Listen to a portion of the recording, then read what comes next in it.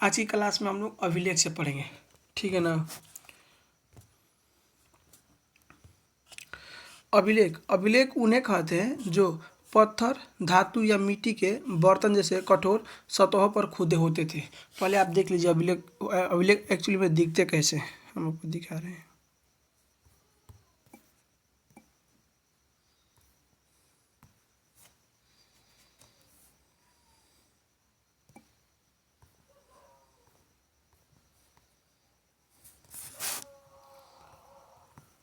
देखिए ये लिखा है ना प्रभु, है दिख रहा है आपको क्या लिखा है। ये वो अभिलेख है, पत्थर पे लिखा है ना, देख लीजिए लिखा है ना एक अभिलेख है। ये कहाँ पर मिला है तो भाई साहब, एक सांची कहाँ पर है, सांची तो मध्य प्रदेश में, ठीक है ना। लगभग द्वितीय शताब्दी ईसा पूर्व के एक देखिए यहाँ पर एक अभिलेख मिला है, ये वाला काथी पे लिखा है, पत्थर पे लिखा है, ये वाला है, ठीक है ना। तो अभिलेख किस पे लिखा था, पत्थर पे या मिट्टी के बर्तन पे या धातु पे, इन जगहों पे अभिलेख लिखा जाता था, ठीक है ना।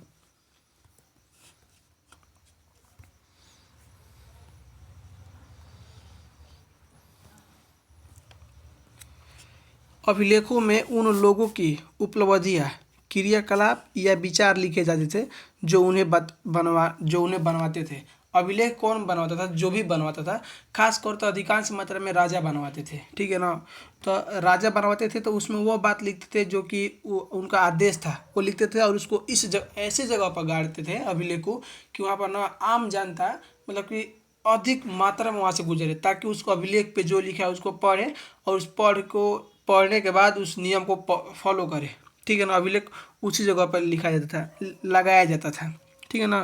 आज जो भी लिखा होता था उसमें अपना संदेश लिखा रहता था, किस लिए अभिलेख लिखवाया गया है, क्यों लिखवाया गया है। देखिए अभिलेखों में राजाओं के क्रियाकलाप तथा महिलाओं और पुरुषों द्वारा धार्मिक संस्थाओं को दिए गए दान का ब्यौरा होता था। इसमें क्या होता था, जो राजा थे ना, वो तो आप वो जो भी आदेश देना था उनको वो भी लिखते थे। उसके बाद जो महिलाएं थी और पुरुष जो कि धार्मिक जगह पे दान दक्षिणा करते थे ना, तो वो भी क्या लिखवाते थे, अभिलेख लिखवाते थे, हाँ हम इतना लिखवाए हैं। अब देखते ना है कि माननीय विधायक ने इनके कार्यकाल के अंतर्गत इतना लंबा रोड बना है। आप कहीं पर देखिएगा ना रोड के किनारे लिखा रहता है पत्थर पे, तो वो भी अभिलेख है। कई अभिलेखों में इनके निर्माण की तिथि भी खोदी होती है, ठीक है ना। किसी किसी अभिलेखों पे डेट भी लिख दिया जाता है। जैसे देखिए यही कॉपी है ना, ये आप देख रहे हैं, इस पे हम डेट लिखे हैं ना यहाँ पर कि इतना तारीख को ये लिखे हैं, 14 तारीख दूसरा महीना 2025 को, तो उस सभी लोग लिख देते थे। देखिए अब देखिए उस समय के लोग 250 ईसा पूर्व के बात किया जा रहा है, ठीक है ना। 250 ईसा पूर्व में जो अक्षर था ना, देखिए कुछ इस तरह से लिखाता था, ठीक है ना।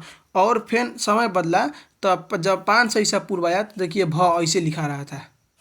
आपको दिखाते हैं रियल में,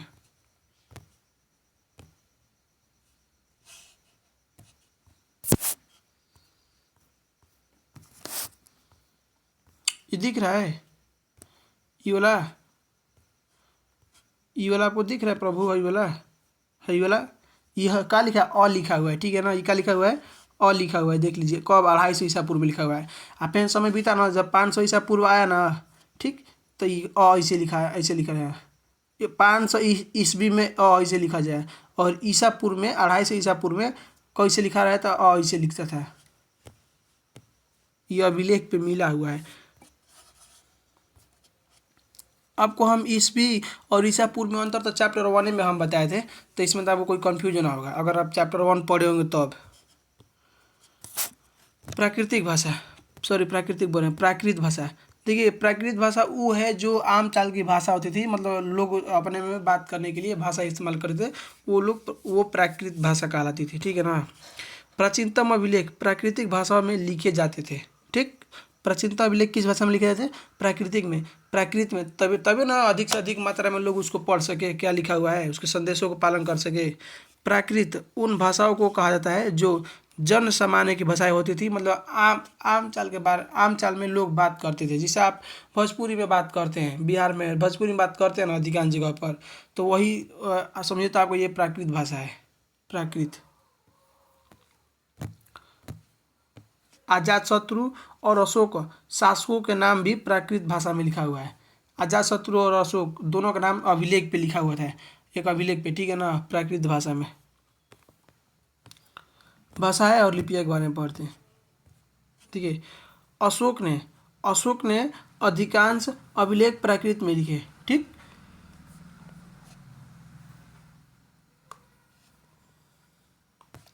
अशोक ने अधिकांश अभिलेख प्राकृत में लिखे, जबकि पश्चिम उत्तर से मिले अभिलेख आरामिक और यूनानी भाषा में। अब बोलिएगा सर पश्चिम उत्तर क्या कहता है, देखिए यहाँ पर समझिए आप। देखिए ऊपर की ओर क्या होता है, नॉर्थ होता है ना, और नीचे की ओर क्या है, साउथ होता है ना, और इधर का होता है ईस्ट, ठीक, और इधर का होता है वेस्ट, ऐसा होता है। देखिए ये जो प्रभु है, आप ये वाला, ये ऊपर क्या होगा, नॉर्थ हो गया, नीचे साउथ, ईस्ट और वेस्ट। तो अब ये भी तो दिशा होगा, कोनो आयु तो कोनो दिशा होगा, आयु तो कोनो दिशा होगा, आयु तो कोनो दिशा होगा। तो देखिए इस ये जो है ना, इधर की दिशा जानते हैं हम किसका नाम से लेते हैं, उस दिशा का नाम से जो फेमस है। जैसे इधर से आप ले लीजिए, पश्चिम ये है और ये उत्तर, ठीक है ना, इधर है ना, इधर से मिला है ना, पश्चिम उत्तर से मिला है, तो इधर से अभी लेके अफगानिस्तान इधर ही ना है, इधर ही है, ठीक। हाई देखिएगा तो हाई शायद गुजरात हो गया, हाई हो गया, इधर चला गया पश्चिमी, क्या बोलते हैं, पूर्वोत्तर राज्य है, ऊपर कश्मीर हो गया, नीचे केरल थी, तमिलनाडु हो गया। तो भाई साहब ये इधर इधर ही ना होगा, पश्चिम उत्तर में अफगानिस्तान। इधर से क्या मिला है, किस भाषा में मिला है अभिलेख, तो यूनानी में और आरामाइक में मिला है, ठीक है ना, यूनानी और आरामाइक दोनों में मिला है। किसका अभिलेख था, अशोके का अभिलेख था, ठीक।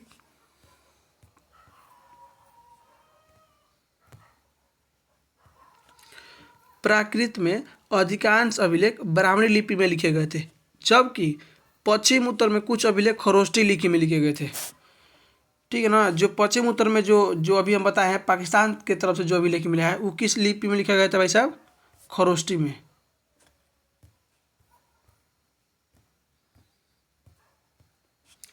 आरामाइक और यूनानी लिपियों का प्रयोग अफगानिस्तान से मिले अभिलेखों में किया गया था। आरंभिक साम्राज्य, इसके बारे में पढ़ते हैं। देखिए मगध के विकास के साथ साथ मौर्य साम्राज्य का भी उदय हुआ। जब मगध महाजनपद जब विकास कर रहा था, उस समय उससे उसके साथ साथ ही एक साम्राज्य की अथी हुई, उत्पत्ति हुई, विकास हुई, जिसका नाम था मौर्य साम्राज्य, ठीक है ना। मौर्य साम्राज्य या मौर्य वंश जो भी बोल लीजिए, मौर्य साम्राज्य। तो मौर्य साम्राज्य के संस्थापक चंद्रगुप्त मौर्य थे, ठीक है ना।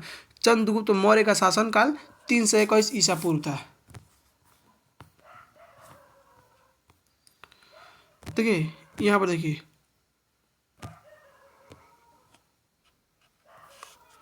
चंद्रगुप्त मौर्य का शासन पश्चिम उत्तर में अफगानिस्तान और बलूचिस्तान तक फैला था। बलूचिस्तान पाकिस्तान का एक प्रांत है, ठीक है ना।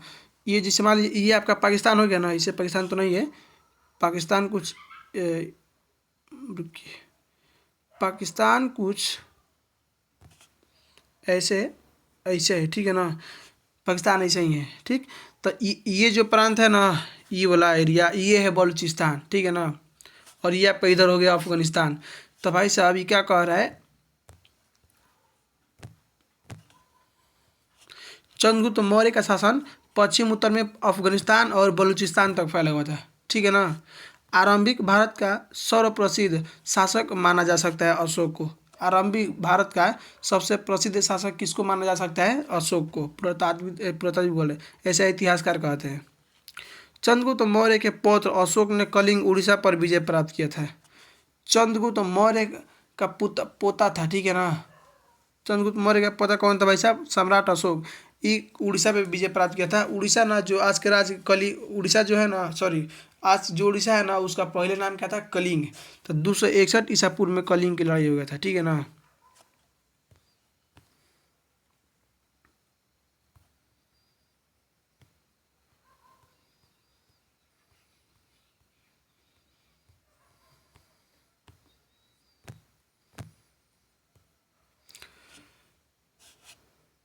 मौर्य वंश के बारे में जानकारी, मतलब मौर्य वंश के बारे में जानकारी कैसे मिलती है कि ये मौर्य वंश था, इतना शक्तिशाली, ये चाहे ये जो भी था।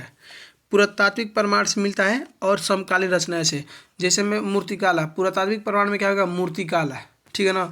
और समकालीन रचनाएं में जो उस समय के लेखक थे, या जो राजू समझ लीजिए वो लोग थे, वो लिखे थे। तो जो लिखे थे उसमें क्या लिखे थे, देखिए समकालीन रचना में मेगास्थनीज द्वारा लिखा गया इंडिका। इंडिका का लेखक कौन है, मेगास्थनीज। ये जो मेगास्थनीज थे ना, यूनान के थे, ठीक है ना। ये क्या के थे, यूनान के थे। ये चंद्रगुप्त मौर्य के दरबार में आए थे, ठीक है ना। सेल्यूकस सेल्यूकस निकेटर के ये राजदूत थे, ठीक है ना। सेल्यूकस निकेटर इनको भेजा था कि जाइए आप चंद्रगुप्त मौर्य के दरबार में, और यही अपने बुक इंडिका में लिखते हैं। तो वहाँ से कुछ प्रमाण मिले, जानकारी मिलती है मौर्य वंश के बारे में। मेगास्थनीज यूनानी राजदूत थे, ये चंद्रगुप्त मौर्य के दरबार में आए थे, ठीक है ना। जैसे इंडिका से मिला है वैसे ही एक अर्थशास्त्र है। इसके कुछ भागों की रचना कौटिल्य या चाणक्य ने की थी। चाणक्य या कौटिल्य दोनों उन्हीं का नाम है, ठीक है ना। और विष्णुगुप्त भी उन्हीं का नाम है, लेकिन आपके बुक में विष्णुगुप्त 12th में नहीं लिखा है, हो सकता है कि बाद में पढ़ने को मिले, तो याद रखिएगा, ठीक है ना। अर्थशास्त्र के लेखक कौन है, तो भाई साहब कौटिल्य। कुछ इससे कुछ भागों का ही रचना किए थे, तब अभी इन्हीं को माना जाता है कि फुल यही किए थे, ठीक है ना। चाणक्य ने की थी। चाणक्य चंद्रगुप्त के मंत्री थे, ठीक है ना। चंद्रगुप्त के मंत्री कौन थे, चाणक्य थे। मौर्य शासकों का उल्लेख परवर्ती जैन, बौद्ध और पौराणिक ग्रंथों तथा संस्कृत वाङ्मय में भी मिलता है। देखिए इंडिका और इंडिका और अर्थशास्त्र, इन दोनों से तो मिलवे करता है। खास तौर पर ये जो है ना, जैन धर्म और बौद्ध धर्म, इन दोनों से भी मिलता है। मतलब इनके ग्रंथ में भी लिखा हुआ है, इस वंश के बारे में लिखा हुआ है, ठीक है ना। पत्थरों और स्तंभों पर मिले अशोक के अभिलेख सबसे मूल्यवान स्रोत माने जाते हैं। और अभिलेख भाई साहब पत्थरों पे लिखा गया था, तो उससे भी पता लगाया गया है कि हाँ मौर्य वंश के बारे में इतना कुछ था, ऐसे था, मौर्य वंश इतना विशाल था। अब इसके बाद में और हम पढ़ेंगे इसके सेना के बारे में, ठीक है ना। तो भाई साहब अगर देखिए अभी जो समकालीन रचनाएं के बारे में हम लोग बात कर रहे थे, उससे अगर लोग उस पर भरोसा ना करते हैं ना, इतिहासकार उस पर अगर भरोसा ना करे, तो उससे ज़्यादा भरोसा किस पे करते हैं, ये जो अशोक का मिला है ना अभिलेख, इस पे करते हैं भरोसा, ठीक है ना। ये मूल्यवान साबित हुए हैं।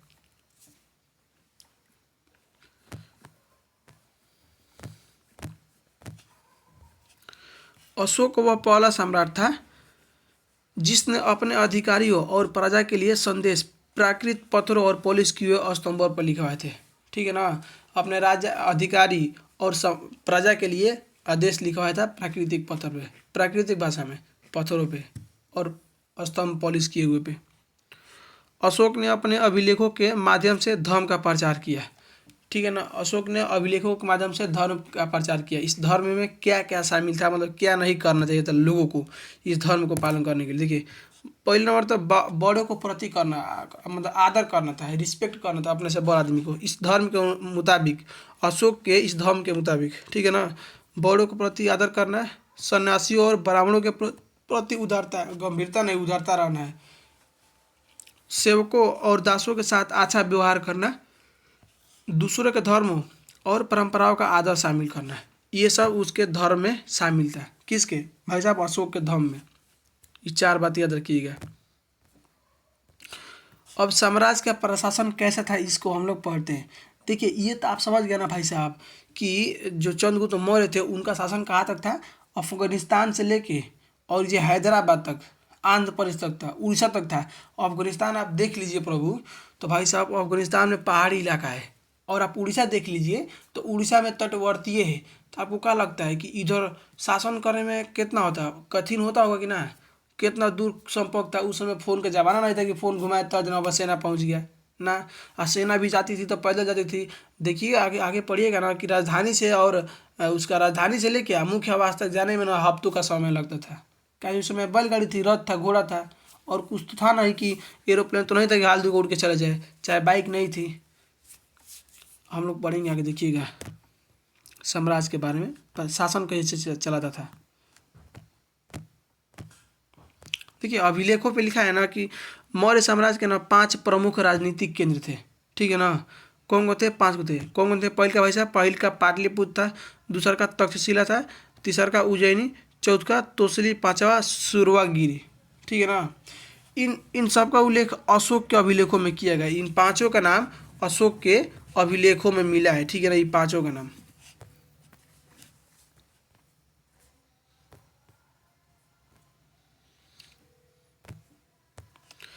आधुनिक पाकिस्तान के पश्चिम उत्तर सीमा प्रांत से लेकर आंध्र प्रदेश, उड़ीसा, उत्तराखंड तथा हर स्थान पर एक जैसे संदेश उत्कीर्ण किए गए हैं। सुरवागिरी का अर्थ सोने का पहाड़, कर्नाटक में सोने की खदान के लिए प्रयोग किया गया था, उपयोग था, ठीक है ना। कहाँ से कहाँ तक दिख रहा है, दिख रहा है ना भाई साहब। आज के जो पाकिस्तान है, पश्चिम उत्तर सीमा प्रांत है, जहाँ पर आंध्र प्रदेश से लेके उड़ीसा, उत्तराखंड, हर जगह पर एक जैसे अभिलेख लिखा गया था। आप सोच सकते हैं कि शासन करने में कितना कठिनाई होती होगी। ऐसा भी तो हो सकता है कि जो केंद्र था, मतलब कि राजधानी जहाँ पर थी पाटलिपुत्र, यहाँ पर और इसके अगल बगल जो ना नियम कानून था ना, वो एकदम सख्त था। मतलब कि इतना कार्रवाई किया होगा ना कि अगल बगल के जो इन इतने से दूर दूर थे, तक्षशिला पाकिस्तान में चला गया, आज के डेट पाकिस्तान में। और आज के डेट बिहार देखिए तो पाटना से ले गया, कितना दूर है भाई साहब पाकिस्तान। तो उस समय क्या करते होंगे ना, इस बुक में लिखा है, आपके बुक में, कि ऐसा इतिहासकार सोचते हैं कि हो सकता है ना कि भाई साहब जब इतना बड़ा साम्राज्य था तो शासन कैसे किया जाए, यानी नियम एकदम सख्त होना चाहिए। तो ऐसा सोचते हैं इतिहासकार कि जो देखिए फिलहाल की राजधानी जो है पाटना, ठीक है ना, पाटलिपुत्र उस समय की, और जो उसके अगल बगल जो भी जितने करीब में थे, उस पर जो थोड़ा सा नियम था ना, वह सख्त कानून एकदम टाइट था। तो हो सकता है ना कि इसके डरे दूसर जगह के लोग विरोध ना कर पाए, यानी भाई हम विरोध करेंगे ना तो इतना बड़ा दंड देता है ये राजा। ऐसा भी होता था, तो हो सकता था चलता था नियम से।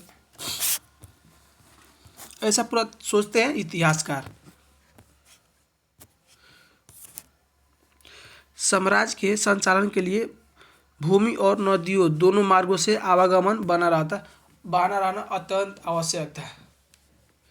राजधानी से प्रांतों तक जाने में कई सप्ताह या महीनों का समय लगता होगा, अर्थात यात्रियों के लिए खाना पीना व्यवस्था और उनकी सुरक्षा भी करनी पड़ती थी। जब सुरक्षा करनी पड़ेगी भाई साहब, तो उनके लिए सैनिक चाहिए। तो सैनिक के बारे में हम लोग पढ़ेंगे। अभी तो नहीं, मैंने अगला क्लास में हम लोग सैनिक के बारे में पढ़ देंगे, ठीक है ना। मेगास्थनीज सैनिक के बारे में क्या लिखते हैं हम लोग पढ़ेंगे। कब? तो अगला क्लास में। अभी जा रहे हैं, अभी अभी 9 बज रहे हैं ना, अभी 9 बज रहे हैं, तो जाके फिर अभी लिखेंगे आपके लिए, फिर लिख के उसके बाद हो सकता है तो कल रिकॉर्ड करेंगे, ठीक है। तो मिलते हैं कल।